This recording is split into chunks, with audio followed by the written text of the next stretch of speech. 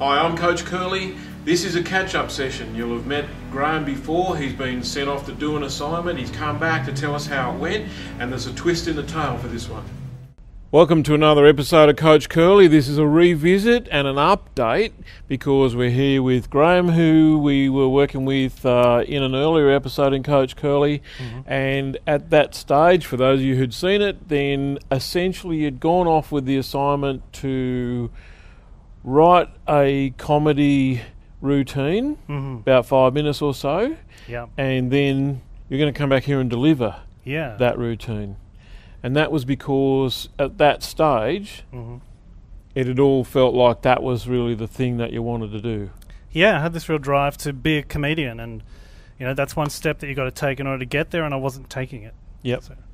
And it had been, we spent a long time talking about validating yourself by following your heart and doing what you wanted to do, instead of, you know, some drone work that pays bills, even though the drone work is good at paying bills. Yeah. Okay. Yeah. Yep. Fair assessment? Yeah. Okay, so I got this beautiful email to you that basically I would read to camera, but I think, you know, you hear and we have the advantage of hearing it from out of your mouth rather than written. So what happened? Well, I'm feeling doubly confused now because since sending that email, I've realised that I picked an issue that wasn't my biggest thing, and I'm kind of afraid of not actually going to the biggest thing. But why don't we say what happened and then after then and maybe see what to do. So my assignment was to go away and prepare the comedy routine, then bring it and deliver it here. And I went away and I had a whole bunch of stuff going on. I had a lot of really good excuses, like commitments, and I found myself procrastinating again. And then one night I was doing the washing up, and while I was doing the washing up I was thinking about what funny things I could say, what stories I could tell, what I could put into the routine. And the realisation that hit me while I was doing the washing up was I don't want people laughing at me. I really want to be taken seriously. And I found myself crying, like, into the washing up while I was doing the dishes.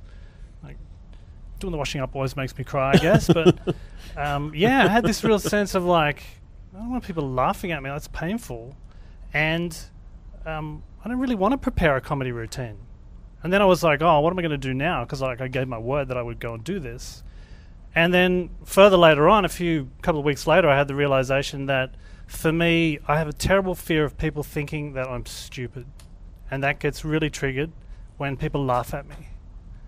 If I'm being stupid, and I can avoid that fear of people thinking I'm stupid by intentionally being the funny guy that people laugh at. So if I can make you laugh at me because I'm being fun and funny, then I don't have to deal with the fact that you might think that I'm stupid.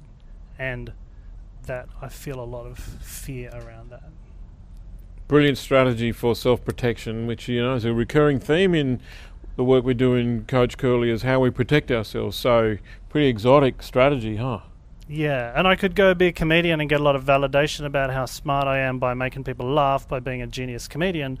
But if I'm doing it because I just am really insecure and needing validation, that's not going to be a whole lot of fun for me, because people aren't always going to laugh. You get dud audiences, and I'm going to have to deal with the times when my material's crap, they don't laugh, we don't connect. It's just going to trigger me big time. No wonder I don't want to go and do it. Yeah, because even the best comedian the world's ever seen has had dud shows, dud audiences, dud delivery, dud... And their failures turn out to be their best material. Like, the funniest times are the times that you fail and it really hurts. So that's painful, putting that on show. Yep.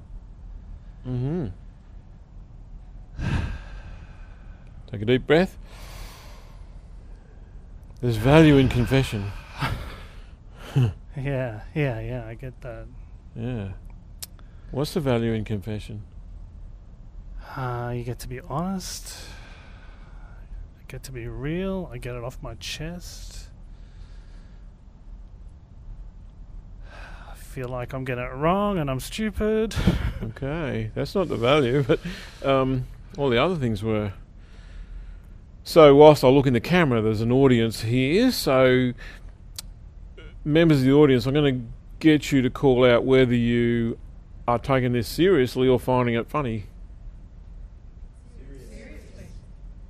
So what's your opinion about Graham now that he's bared his soul and he's kind of open up? What is your experience of getting to know him for this short period of time? Honest. He's honest. What are you worrying about? What are you worrying about? Why would you ever think you're stupid?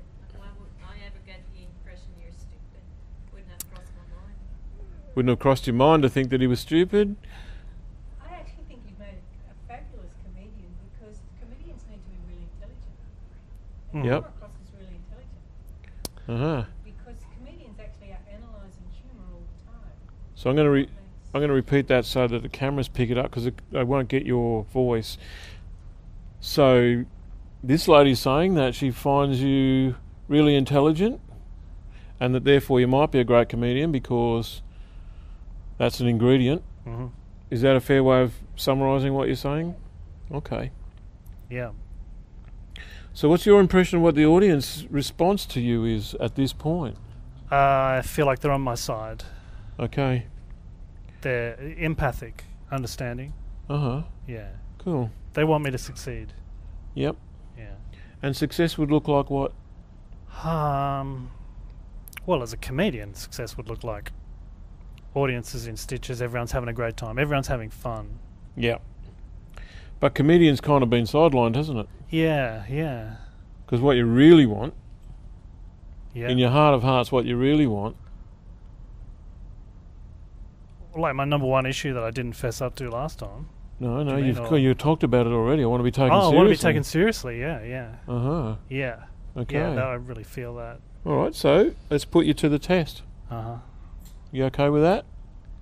No, because I don't know what you're going to do. All right. Through all of this, Yeah. pretty tumultuous experience over the last few weeks while you've been going through this,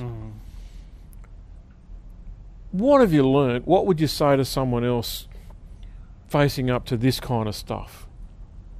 You know, what's it evolved into in terms of lessons that you would share with another person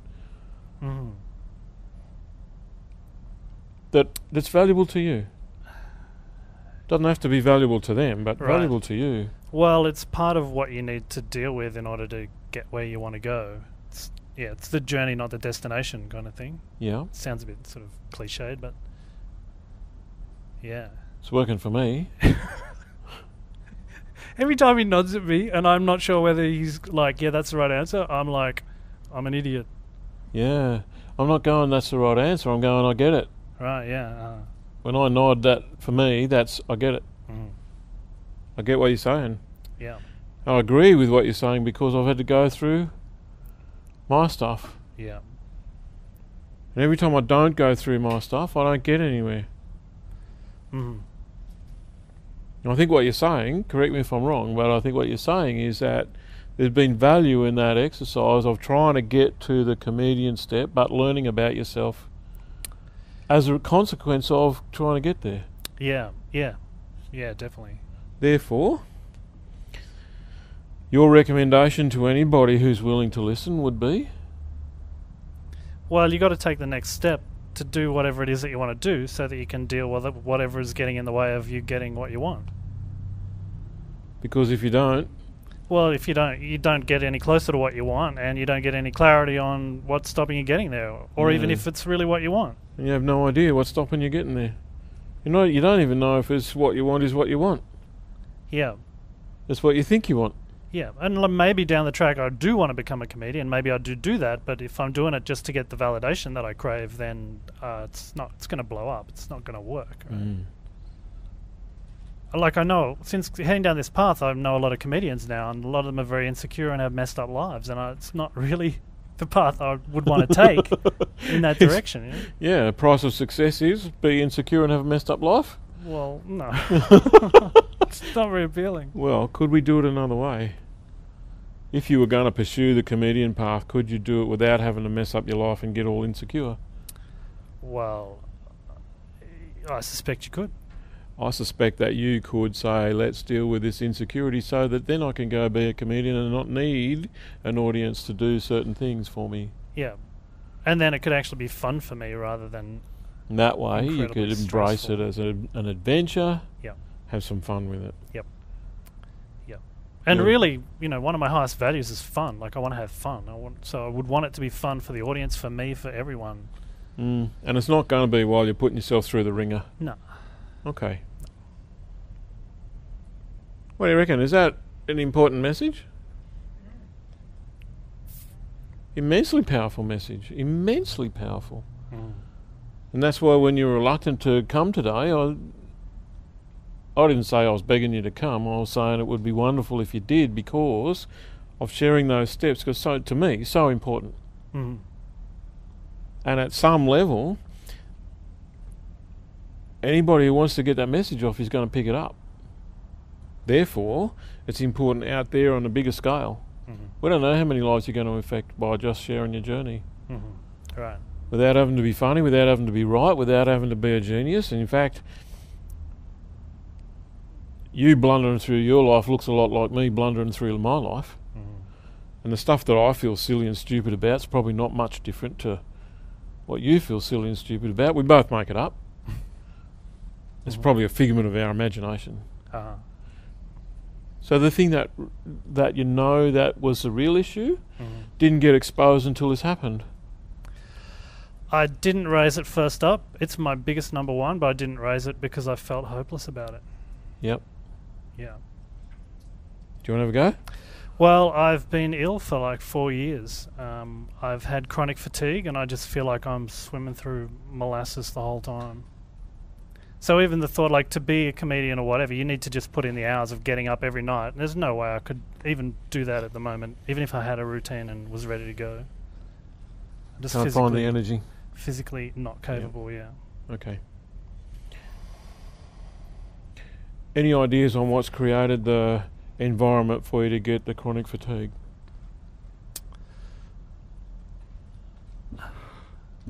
Yep. Well...